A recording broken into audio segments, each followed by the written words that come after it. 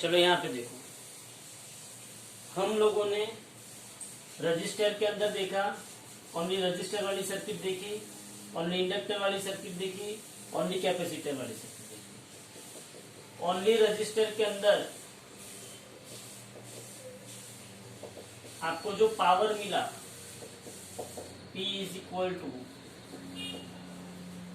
वो I² RMS into R मिला। क्या मिला आपको power? P is equal to I² RMS into R, only resistor के अंदर। वैसे ही हम ओनली इंडक्टर वाली सर्किट के अंदर भी पावर का इक्वेशन डिराइव कर सकते हैं और उसको समझ सकते हैं। तो क्वेश्चन ये है कि discuss power in case of AC voltage applied to an inductor. Discuss power in case of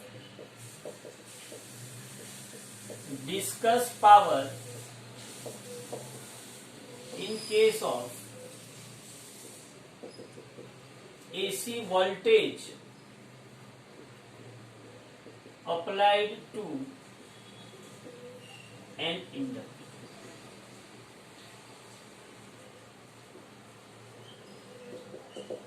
अब आपको एक चीज पता है, क्या पता है? कि जो भी इंडक्टिव सर्किट होती है, मतलब कि यहां पे मैंने V is equal to VM sine omega T ले लिया। सपोज कि ये एसी वोल्टेज सिर्फ और सिर्फ किसको अप्लाई किया गया है? इंडक्टर। सपोज ये एसी वोल्टेज सिर्फ और सिर्फ किसको अप्लाई किया गया है? इंडक्टर को। अब यहां पे देखो, जब ये इंडक्टर को अप्लाई किया गया है तो मुझे पता है कि इन इंडक्टर करंट का इक्वेशन क्या होगा? I is equal I M sine omega t minus pi by two.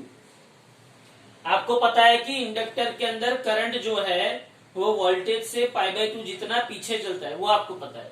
तो आपके पास I का इक्वेशन है और आपके पास किसका इक्वेशन है? V का इक्वेशन। मुझे क्या चाहिए? पावर। चलो पावर के लिए मेरे पास डीसी पावर का इक्वेशन क्या है? P is equal to V into I. कितना है डीसी पावर का equation? P is equal to V into I. तो मैं अगर यहाँ पे इंस्टेंटेनियस पावर लूंगा, instantaneous power supplied to the inductor, तो पावर अक्रॉस इंडक्टर का इक्वेशन क्या होगा? Power across inductor PL is equal to V into I, instantaneous power at time t। तो मेरे पास इक्वेशन क्या आया? PL is equal to V मतलब V sine omega T और I मतलब मेरे पास क्या आया? I sine omega t minus pi by two. बराबर। V इज इक्वल टू मेरे पास क्या है? VM साइन ओमेगा टी और I इज इक्वल टू मेरे पास क्या आया? IM sine omega t minus pi by two. तो यहाँ पे मैं लिख सकता हूं ऐसे, यहाँ पे मैं ऐसे लिख सकता हूं कि P is equal to VM IM। P is equal to क्या होगा? P is equal to VM IM sine omega t into sine omega t minus pi by two लिख सकता हूं। P इज इक्वल, मैं क्या लिख सकता हूं? VM IM sine omega t into sine omega t minus pi by to. अब इसको देखो ध्यान से, ये sign omega t minus pi by to है। क्या मैं इसको पाई by two minus omega t लिख सकता हूँ साइन को? अगर मैं इसको पाई by two minus omega T लिखूं तो कैसे लिख सकता हूँ? ध्यान से देखना, VM IM sine omega T sine minus common निकाला तो मैं कि इसको sine pi by two minus omega t लिख सकता हूं। इन दोनों में से माइनस कॉमन निकाला, ये माइनस प्लस माइनस आया, माइनस माइनस प्लस आया। क्लियर? अब साइन जो है वो इवन फंक्शन, अरे odd function, sine of minus theta is equal to क्या होता है? Minus sine theta. ये आपको पता है कि साइन कौन सा फंक्शन है? ऑड फंक्शन है। कौन सा फंक्शन है साइन? Odd function. अगर ये साइन ऑड फंक्शन है तो sine of minus theta is equal to minus sine theta, तो यहाँ पे P L is equal to क्या आएगा, minus V M I M sine omega T, और sine pi by 2 minus omega T क्या होगा, cos omega T. Sine pi by 2 minus omega T क्या होगा, कॉस ओमेगा टी। यहाँ पे आपको रीजन लिखना है, यहाँ पे आपको रीजन लिखना है कि sine of pi by 2 minus theta मतलब क्या आएगा, कॉस थीटा। ओके, तो अब ये जो पी एल है मतलब power across inductor is equal to, मैं यहाँ पे क्या करता हूं, मैं यहाँ पे 2 से डिवाइड करता हूं और 2 से मल्टीप्लाई करता हूं, तो 2 साइन ओमेगा टी इंटू क्या आया, कॉस ओमेगा टी। चलो पावर के इक्वेशन में मैंने 2 से डिवाइड किया और 2 से मल्टीप्लाई किया, तो ये 2 sine omega t into cos omega T आया। बट आपको पता है कि 2 sine theta into cos theta equation क्या होता है, साइन 2 थीटा। क्या होता है, 2 sine theta into cos theta का इक्वेशन क्या होता है, साइन 2 थीटा। ये आपको पता है, तो मैं यहाँ पे पावर लिख सकता हूँ P L is equal to minus, यहाँ पे देखना मैं और एक चीज करता हूँ, P L is equal to minus I M by, ये 2 को मैंने 2 पार्ट में डिवाइड किया, इसको √2 करता हूँ और यहाँ पे भी इसको क्या करता हूँ, √2, और इसको ये पूरे के पूरे को मैं क्या लिख सकता हूँ, 2 sine theta into cos theta is equal to sine 2 theta. तो 2 sine omega t into cos omega t, तो यहाँ पे आएगा साइन 2 ओमेगा टी। बोलो इतना क्लियर हुआ कि नहीं हुआ। मैंने इंडक्टर वाली सर्किट ली, इंडक्टर वाली सर्किट के अंदर V is equal to V M sine omega t होता है, I is equal to I M sine omega t minus pi by 2 होता है।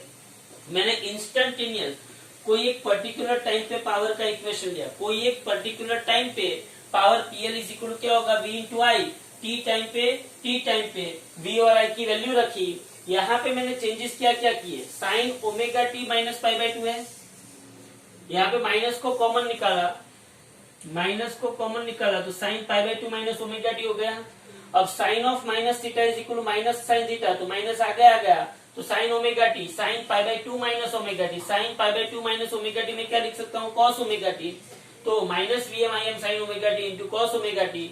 अब मैंने इसको 2 से डिवाइड किया और 2 से multiply, 2 sine theta into cos theta मतलब साइन 2 थीटा, ये मेरा इक्वेशन आ गया। अब आप लोगों को पता है कि I R M S is equal to I M by √2 होता है, and V R M S is equal to क्या होता है, we M by √2।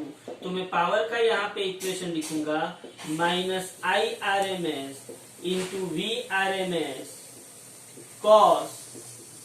Sign 2 omega t. लेकिन ये मेरा कौन सा पावर है, इंस्टेंटेनियस पावर। कौन सा पावर है ये मेरा, इंस्टेंटेनियस। कोई एक टाइम टी पे मुझे पावर का इक्वेशन मिला है, इंस्टेंटेनियस पावर का इक्वेशन मुझे मिला है कोई एक टाइम टी पे, समझना ध्यान से। ओके, तो अब मुझे क्या करना है, अब मैं यही जो टाइम पीरियड है मेरा, कोई एक टाइम टी पे मुझे पावर मिला, अब मैं क्या करता हूं, इसका एवरेज पावर लेता हूं। क्या लेता है, इसका एवरेज पावर। तो एवरेज पावर ये कोई एक टाइम टी पे था, ये कहां पे था, कोई एक टाइम टी पे था, तो एवरेज पावर का इक्वेशन मेरे पास क्या होगा, ध्यान से देखना। तो एवरेज पावर का equation, average power over a complete cycle that is over time period T. Average power over time period T क्या होगा वो देखो यहाँ पे। एवरेज पावर मतलब कि मुझे ये पावर का क्या लेना पड़ेगा, एवरेज लेना पड़ेगा। तो मैं यहाँ पे पी एवरेज लेता हूं, P average is equal to nothing but ये जो पावर है उसका एवरेज। ये जो पावर मुझे मिला इसका एवरेज क्या होगा, minus I R M S V R M S sine omega t. तो मैं यहाँ पे लिख सकता हूं minus I R M S into V R M S, मतलब कि ये पूरा का पूरा एवरेज में आ जाएगा, minus I R M S V R M S और यहाँ पे आएगा साइन 2 ओमेगा टी। बट आपको पता है कि आई आर एम एस और वी आर एम एस तो कांस्टेंट है, मतलब कि उसकी वैल्यू फिक्स है, I M by root two V M by root two. तो मैं अगर इसको साइड में ले लूं, अगर मैं इसको साइड में ले लेता हूं तो क्या मिलता है आपको, बोलो। अगर मैं इसको साइड में ले लेता हूं तो I R M S and V R M S, P average is equal to minus I R M S into V R M S. तो यहाँ पे एवरेज किसका होगा, साइन 2 ओमेगा टी का। साइन 2 ओमेगा टी का average over time period T, समझना जैसे sine 2 omega t का average over time period T आपको पता है, साइन 2 ओमेगा टी का average over time period T क्या होगा, 0। बराबर। इसको प्रूफ मैंने दिया था। बोलो प्रूफ किसी को लिखना है तो मैं यहाँ पे बता देता हूँ, मैं यहाँ पे बता देता हूँ कि 0 to T sine 2 omega t d t, 0 to T sine 2 omega t d t, और ये 1 अपन टी, ये इसका एवरेज का इक्वेशन। तो 1 अपन टी, बोलो 1 अपन टी साइन का क्या होगा, minus cos 2 omega T by 2। यहाँ पे क्या है, 0 टू टी, तो 1 अपन 2 टी, यहाँ पे कॉस 2 ओमेगा मतलब 2 pi by T, upper limit T, minus cos 2 omega मतलब 2 pi by T, lower limit 0। यहाँ पे टी टी कट हुआ तो is equal to 1 upon 2 T. बोलो कॉस 4 पाई क्या होगा, 1, और कॉस 0 क्या होगा, 1, 1 माइनस 1 0। बोलो 0 आया, समझ में आ रहा है। तो over time period T, over time period T आपको साइन 2 ओमेगा टी का, साइन 2 ओमेगा टी का इंटीग्रेशन क्या मिलता है, मतलब उसका एवरेज क्या मिलता है आपको, 0। फिर से साइन 2 ओमेगा टी का इंटीग्रेशन क्या होगा, minus cos 2 omega T by 2, 2 को बाहर ले आए, कॉस 2 ओमेगा की जगह पे 2 पाई बाई टी, और स्मॉल टी की जगह पे capital T, minus cos 2 pi by T into 0, cos 4 pi 1, cos 0 1, 1 minus 1 0। ये उसका सॉल्यूशन है, ओके। लेकिन यहाँ पे आप सिंपली ऐसा लिख सकते हैं, यहाँ पे आप ऐसा लिख सकते हैं कि वी नो दैट बट हमको पता है कि साइन 2 ओमेगा टी का over time period T average क्या होता है, 0 होता है। तो इसका मतलब ये हुआ कि P average is equal to minus I R M S into V R M S into 0। तो आपको पी एवरेज क्या मिलेगा, 0 मिलेगा ओवर टाइम पीरियड टी, या तो ओवर 1 साइकिल, या तो ओवर टाइम पीरियड टी। बोलो इतना पता चला। क्या किया हमने ओनली इंडक्टर के लिए, किसके लिए, ओनली इंडक्टर के लिए पावर का इक्वेशन डिराइव किया। किसके लिए मैंने, ओनली इंडक्टर के लिए। पहले मैंने इंस्टेंटेनियस पावर डिराइव किया, और इंस्टेंटेनियस पावर के बाद मैंने एवरेज पावर लिया। ओके, तो मैं यहाँ पे ऐसा लिख सकता हूं कि पावर सप्लाइड या तो average power supplied to an inductor, over 1 complete cycle is 0। Average power supplied to an inductor over 1 complete cycle is 0। बोलो इतना पता चला। ये पता चला। यहाँ पे मैंने ये सब कुछ इंस्टेंटेनियस था, ये सब कुछ इंस्टेंटेनियस। फिर ये जो पावर आया उसका मैंने क्या किया, over time period T average लिया। क्या लिया, over time period T average. और वो एवरेज जब लिया तो मुझे आंसर क्या मिला, 0 मिला। क्यों, क्योंकि साइन 2 ओमेगा टी का टी पे एवरेज क्या होता है, 0 होता है। बोलो इतना पता चला। तो ये 2 मार्क की थियरी आती है इंडक्टर के अंदर पावर के लिए। किसके लिए, इंडक्टर के अंदर पावर के लिए 2 मार्क की थियरी आती है। अब इस थियरी का फिजिकल सिग्निफिकेंस क्या है, मतलब हमको ऐसे कैसे पता चलेगा कि पावर ये 0 कैसे हुआ। तो ध्यान से देखो, उसको समझने के लिए उसके बाद की थियरी है, देखो ये आपको एग्जाम में पूछी जाएगी 2 मार्क में, average power supplied to inductor. और आपको एमसीक्यू में भी याद रखना है कि average power supplied to inductor is 0। Average power supplied to inductor is 0। फिर से मैं लिखता हूं कि I इज इक्वल टू, यहाँ पे क्या होता है, I M sine omega t minus pi by 2। अब जब आपने इसका ग्राफ प्लॉट किया था, जब आपने इसका ग्राफ प्लॉट किया था तब वो कैसे किया था, याद करो। Vm Im। अब आपको पता था कि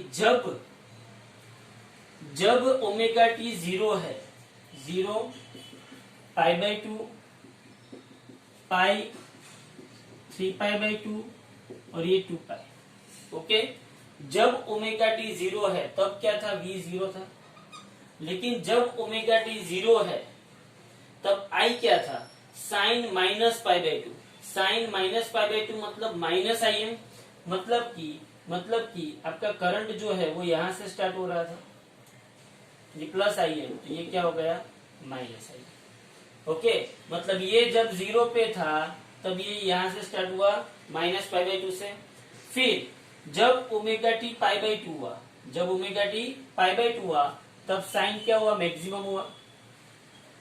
साइन पाई बाई 2 1, मतलब V कहां पे आया आपका, मैक्सिमम पे आया। कहां पे आया, V मैक्सिमम पे। ओके, लेकिन जब ओमेगा टी पाई बाई 2 हुआ तो पाई बाई 2 माइनस पाई बाई 2 0, तो साइन 0 0, तो आपको यहाँ पे ये किसका ग्राफ मिला,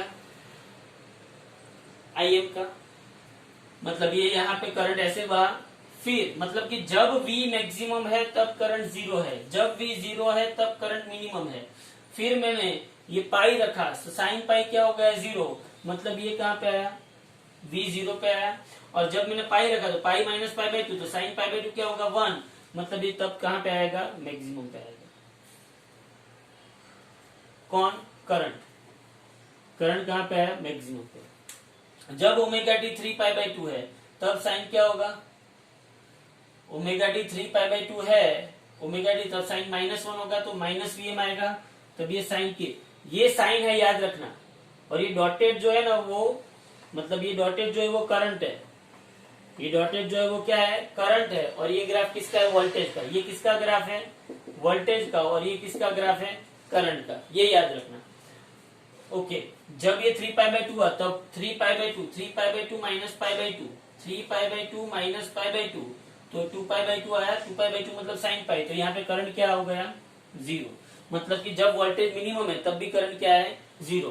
फिर जब वोल्टेज क्या होगा, 0 होगा, तब करंट का, वोल्टेज क्या होगा, मिनिमम, तब करंट क्या होगा, 0 होगा। ये आपको ग्राफ मिला था। अब इसको एनालाइज करो। मेरे पास पावर का इक्वेशन क्या है, V इंटू आई। अब सोचो कि एक पूरी साइकिल पे मैं बात कर रहा हूं, ये पूरी साइकिल की, ये पूरी साइकिल पे अगर आप बोलो तो यहां से यहां तक ये फर्स्ट क्वार्टर जो है, ये फर्स्ट क्वार्टर जो है, फर्स्ट क्वार्टर पे अगर आप देखोगे तो, ये फर्स्ट क्वार्टर पे अगर आप देखोगे तो वोल्टेज प्लस में जा रहा है, करंट माइनस में बढ़ रहा है। वोल्टेज प्लस में जा रहा है और करंट माइनस में बढ़ रहा है। तो करंट माइनस है, वोल्टेज प्लस है, तो V into I, plus into minus, plus minus minus, तो पावर क्या होगा, नीचे जाएगा, मतलब पावर नेगेटिव होगा। बोलो होगा कि नहीं होगा। इसको गौर से ऑब्जर्व कीजिए, तो जब आपको पता चलेगा कि P इज इक्वल टू क्या होता है, V इंटू आई। V है ये और ये I है, कहाँ पे, ये फर्स्ट क्वार्टर पे। फर्स्ट क्वार्टर पे V इंटू आई करोगे, ये माइनस है और V प्लस है, I माइनस है और V प्लस है, तो पावर भी क्या होगा, माइनस होगा। बोलो पावर माइनस होगा कि नहीं होगा। ओके, अच्छा, मतलब कि इन दोनों का मल्टीप्लीकेशन क्या आएगा, माइनस आएगा। सेकंड क्वार्टर में देखो, सेकंड क्वार्टर में देखो, वोल्टेज भले ही कम हो रहा है लेकिन है तो पॉजिटिव ना, और करंट बढ़ रहा है, मतलब वो भी पॉजिटिव है, मतलब दोनों पॉजिटिव है। दोनों तो पहले क्वार्टर के अंदर, किसके अंदर, पहले क्वार्टर के अंदर आपको पावर क्या मिलेगा, नेगेटिव। दूसरे क्वार्टर के अंदर आपको पावर क्या मिलेगा, पॉजिटिव, क्योंकि वोल्टेज भी पॉजिटिव है और करंट भी पॉजिटिव है। चलो, तो पहले क्वार्टर के अंदर सपोज कि आपको पावर क्या मिला, नेगेटिव मिला। दूसरे क्वार्टर के अंदर आपको पावर क्या मिला, पॉजिटिव मिला। ओके, अब यहाँ पे देखो, वापस तीसरे क्वार्टर का हो, समझ में आ रहा है। पहले क्वार्टर के अंदर, in first quarter 0 to pi by 2, 0 to π/2 में वोल्टेज पॉजिटिव है लेकिन करंट नेगेटिव है, तो पावर क्या होगा, नेगेटिव होगा। चलो 0 to π/2 का पावर क्या मिल गया आपको, नेगेटिव मिल गया, नेगेटिव मिला। अब आप π/2 to π जाओ, π/2 to π अगर आप जाते हो, π/2 to π के अंदर बोलो, चलो फटाफट, π/2 to π वोल्टेज क्या है, पॉजिटिव, करंट भी क्या है, पॉजिटिव, π/2 to π के अंदर, तो वोल्टेज भी पॉजिटिव है और करंट भी क्या है, पॉजिटिव, तो यहाँ पे पावर क्या मिलेगा आपको, positive, P is equal to V into I. तो यहाँ पे देखो ये आपको पावर है, तो सेकंड क्वाड्रेंट के अंदर पावर आपको क्या मिला, पॉजिटिव मिला, तो ये आपका पावर सेकंड क्वाड्रेंट के अंदर क्या आया, पॉजिटिव आया, बराबर है। तो 0 to π के अंदर आप देखो तो जितना पावर नेगेटिव में था उतना ही पावर पॉजिटिव में आया, टोटल क्या हो गया, 0। फिर से आगे π to 3π/2 में देखो, π to 3π/2 अगर आप देखते हो तो π to 3π/2 देखो, चलो π to 3π/2 में वोल्टेज कहां पे जा रहा है, नेगेटिव, वोल्टेज कहां पे जा रहा है, नेगेटिव, जबकि करंट कहां पे जा रहा है, पॉजिटिव, मतलब कि π to 3π/2 में वोल्टेज नेगेटिव है जबकि करंट क्या है, पॉजिटिव, तो इन दोनों का जो मल्टीप्लीकेशन होगा वो क्या होगा, नेगेटिव होगा, बराबर है। तो वोल्टेज नेगेटिव है लेकिन करंट क्या है, पॉजिटिव है, तो पावर क्या आएगा, नेगेटिव। ओके, किसके अंदर, π से 3π/2 मतलब थर्ड क्वाड्रेंट के अंदर पावर आपको क्या मिला, नेगेटिव मिला। अब फोर्थ क्वाड्रेंट देखो, फोर्थ क्वाड्रेंट मतलब 3π/2 to 2π, 3π/2 to 2π के अंदर बात करें तो ये वोल्टेज है, तो वोल्टेज क्या है, नेगेटिव, और ये करंट है, करंट भी क्या है, नेगेटिव, बोलो, वोल्टेज भी नेगेटिव और करंट भी नेगेटिव, वोल्टेज भी नेगेटिव और करंट भी क्या है, नेगेटिव, वोल्टेज भी नेगेटिव, करंट भी नेगेटिव, तो पावर क्या हो जाएगा, पॉजिटिव। अगर पावर पॉजिटिव हो गया मतलब कि ये पावर यहाँ पे ऐसे आया, तो बोलो ये पावर आया। तो अगर आप ये चारों चार क्वाड्रेंट के अंदर पावर देखोगे तो उसका समेशन क्या होगा, 0 होगा, क्योंकि यहाँ पे जितना पावर नेगेटिव है उतना ही यहाँ पे पॉजिटिव है, यहाँ पे जितना नेगेटिव है उतना ही यहाँ पे पॉजिटिव है। तो बोलो चारों चार क्वार्टर के अंदर मतलब चारों चार क्वार्टर के अंदर आप देखो 0 to π/2, π/2 to π, π to 3π/2 और 3π/2 to 2π, बोलो टोटल एवरेज पावर क्या आया, 0 आया। सपोज के यहाँ पे पावर +10 है, -10 है, तो यहाँ पे भी पावर क्या होगा, मतलब कि पावर अगर आप देखने जाओ यहाँ पे, हाँ, तो ये सपोज की -10 वॉट है, तो यहाँ पे क्या होगा, +10 वॉट, यहाँ पे क्या होगा, -10, और यहाँ पे भी क्या होगा, +10, तो +10 -10 +10 -10 +10, एवरेज क्या आया, 0। बोलो समझ में आया, समझ में आया। इंडक्टर के अंदर पावर का एवरेज 0 कैसे होता है वो समझ में आया, क्लियर हो रहा है माइंड में।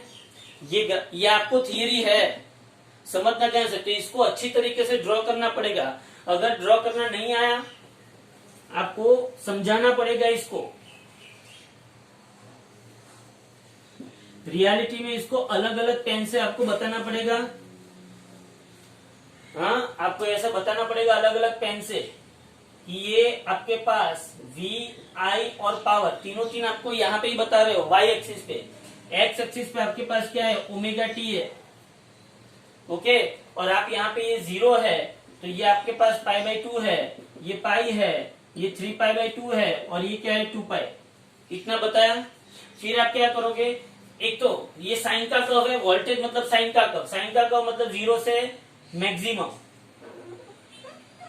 मैक्सिमम से वापिस 0, 0 से वापिस मिनिमम और मिनिमम से वापिस 0, ये साइन का कर्व हो गया, बराबर। अभी आपको ये एक्चुअली रियलिटी में क्या है, -cos ω t, ये रियलिटी में क्या है, -cos ω t, -cos ω t मतलब कहां से स्टार्ट होगा, माइनस से स्टार्ट होगा, तो यहाँ पे ये जब वोल्टेज 0 है तब करंट नेगेटिव, जब वोल्टेज मैक्सिमम है तब करंट 0, बराबर, जब वोल्टेज 0 है तब करंट मैक्सिमम, ऐसे जाएगा।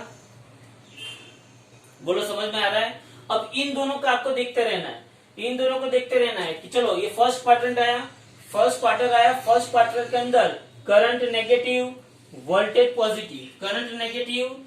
पॉजिटिव, तो पावर क्या होगा, नेगेटिव। तो यहाँ पे आपको जो मैं डॉटेड लाइन से बता रहा हूं वो क्या होगा, पावर होगा।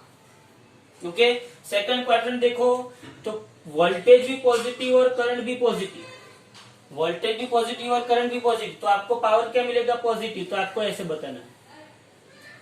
ओके, थर्ड क्वार्टर देखो, थर्ड क्वार्टर देखो, चलो थर्ड क्वार्टर देखो, पाई से 3π/2, पाई से 3π/2, बोलो क्या होगा? ये वोल्टेज है,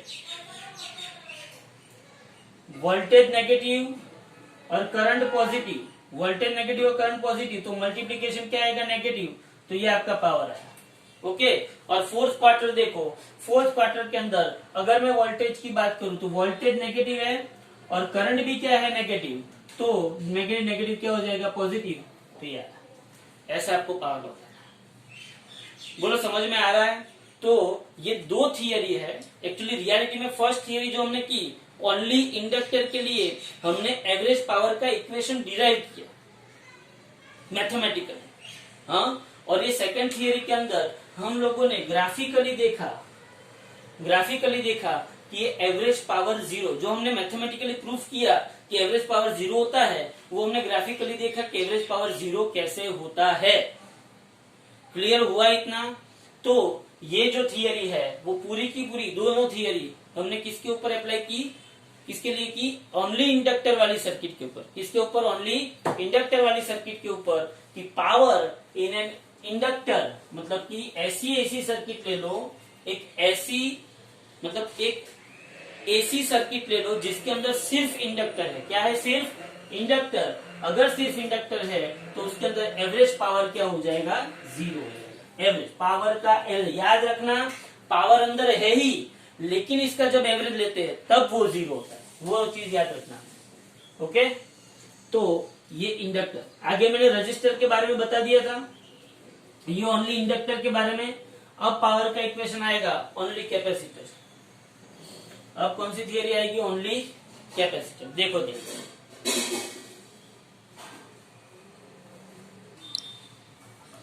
only capacitor. Discuss about power in AC circuit where AC voltage applied to only capacitor। चलो, जब कैपेसिटर वाली सर्किट आती है तब आपको पता है क्या? पता है कैपेसिटर वाली सर्किट के अंदर? बोलो कैपेसिटर वाली सर्किट के अंदर ये मैंने एसी वोल्टेज सोर्स ले लिया, V is equal to VM sine omega T, और मैंने यहाँ पे क्या अप्लाई कर दिया? कैपेसिटर।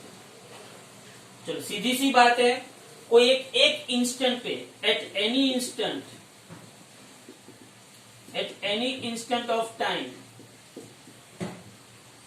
मैं इसको प्लस ले सकता हूं और इसको माइनस, एट पर्टिकुलर। तो ये क्या होगा? पॉजिटिव प्लेट हो जाएगी और ये क्या हो जाएगी? नेगेटिव प्लेट हो जाएगी। बोलो हाँ की ना? बराबर। At any instant of time instantaneous voltage applied across capacitor. बोलो इंस्टेंटेनियस वोल्टेज क्या होगा? V is equal to VM sine omega T, and current का इक्वेशन क्या आएगा? I is equal to IM sine क्या होगा? Omega T plus π/2।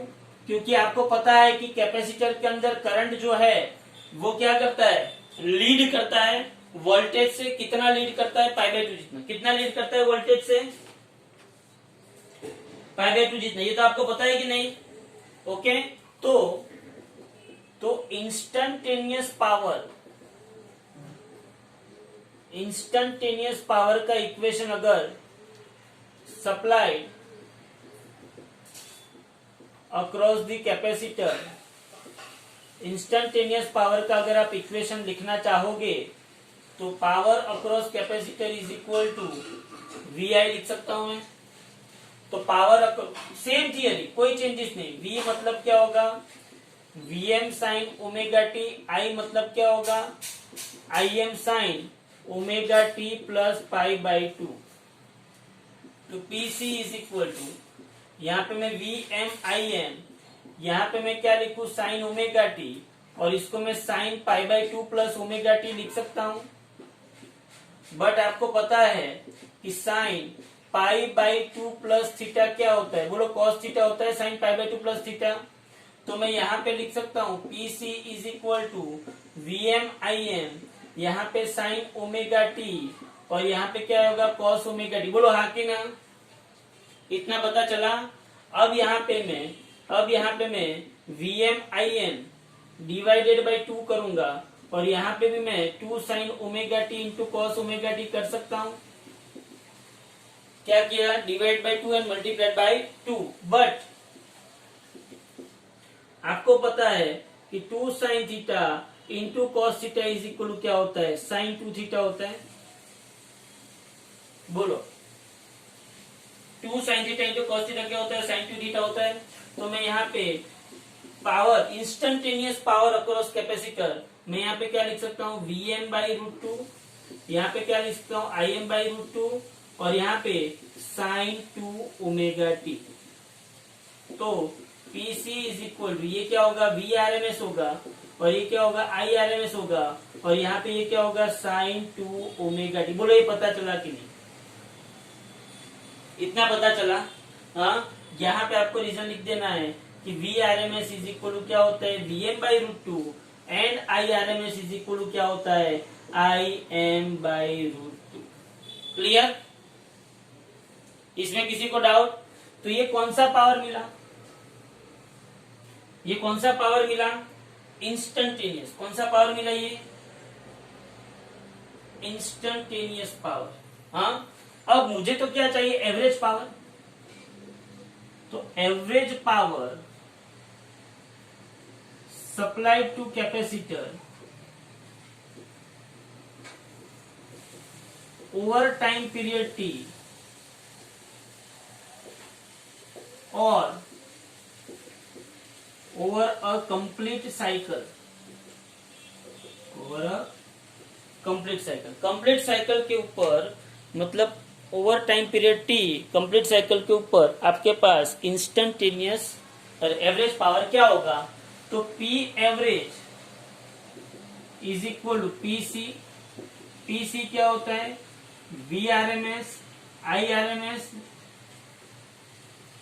Sign 2 omega T is equal to Vrms बाहर निकल गया, Irms बाहर निकल गया, साइन 2 ओमेगा टी का एक टाइम पीरियड पे इंटीग्रेशन क्या होता है, तो आपको यहाँ पे पता है कि but over time period T sine 2 omega T क्या हो जाता है, 0। Over time period T sine 2 omega T क्या हो जाता है, 0। तो यहाँ पे पी एवरेज, यहाँ पे क्या मिलेगा, Vrms Irms इंटू 0। तो आपको पी एवरेज का इक्वेशन मिला, P average is equal to 0।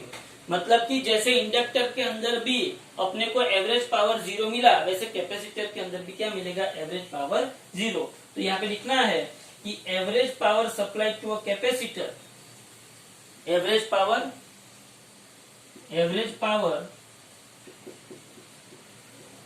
supplied to the capacitor over one complete cycle,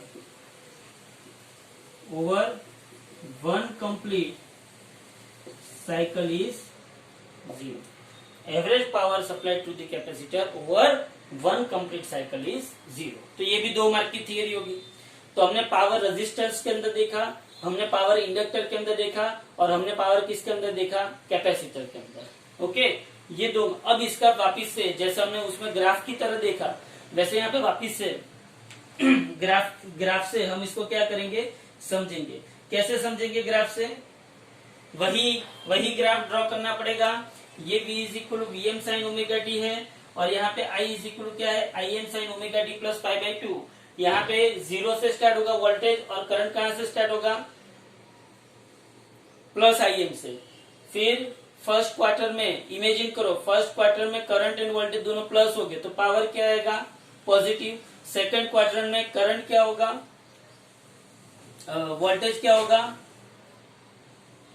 voltage क्या होगा पॉजिटिव और करंट क्या होगा नेगेटिव, तो सेकंड में वो माइनस आएगा। थर्ड में वापस दोनों माइनस हो गए, तो थर्ड में पॉजिटिव आएगा पावर, और फोर्थ में क्या होगा एक प्लस और एक माइनस, मतलब क्या आएगा नेगेटिव, तो एवरेज पावर क्या मिल जाएगा आपको 0। बोलो समझ में आ रहा है? हाँ, तो ऐसे आप लोगों को, वो मैं समझाऊंगा, लेकिन ऐसे आप लोगों को पूरा का पूरा देखो कितनी थियरी आई, कितनी थियरी आई वो ध्यान से एक बार देख लेना। अब तक जो थियरी की उसमें क्या क्या आया, एक तो पहली theory I only register, register वाली सर्किट। दूसरी थियरी आई ओनली इंडक्टर वाली सर्किट। तीसरी थियरी आई ओनली कैपेसिटर वाली सर्किट, बराबर है। फिर ओनली रजिस्टर के लिए फेजर, ओनली इंडक्टर के लिए फेजर, और सिक्स आया ओनली कैपेसिटर के लिए फेजर, ओनली कैपेसिटर। फिर VRMS एंड IRMS की पूरी थियरी आई। फिर पावर, कौन सा power, average power for only register, average power for only inductor, और उसी के साथ average power for only capacitor. बोलो समझ में आ रहा है? ये तीन तो ये 10 थियरी जो है वो तो मेन थियरी है। ये 10 थियरी जो है वो मेन थियरी है, उसमें आपको कोई परेशानी नहीं होनी चाहिए। ये 10 मोस्ट टाइम की थियरी, इतना तो आना ही चाहिए। ये तो अभी चैप्टर की शुरुआत है। हाँ, ये actually power only register, power inductor and capacitor के अंदर पावर का वापिस से वो ग्राफ वाली थियरी तो अलग, ये जो मैंने ग्राफ प्लॉट करा वो तो अलग है, लेकिन उसको भी साथ में ले लेते। मेन ये 10 थियरी तो कंपलसरी आनी चाहिए। यहाँ तक हमारा ये 10 थियरी का सेशन कंप्लीट होता है। ओके, आगे हम देखेंगे RL circuit, RC circuit, LC circuit, और बाद में आएगा LCR सर्किट, और उसके बाद आएगा transformer. Clear? Okay, thank you.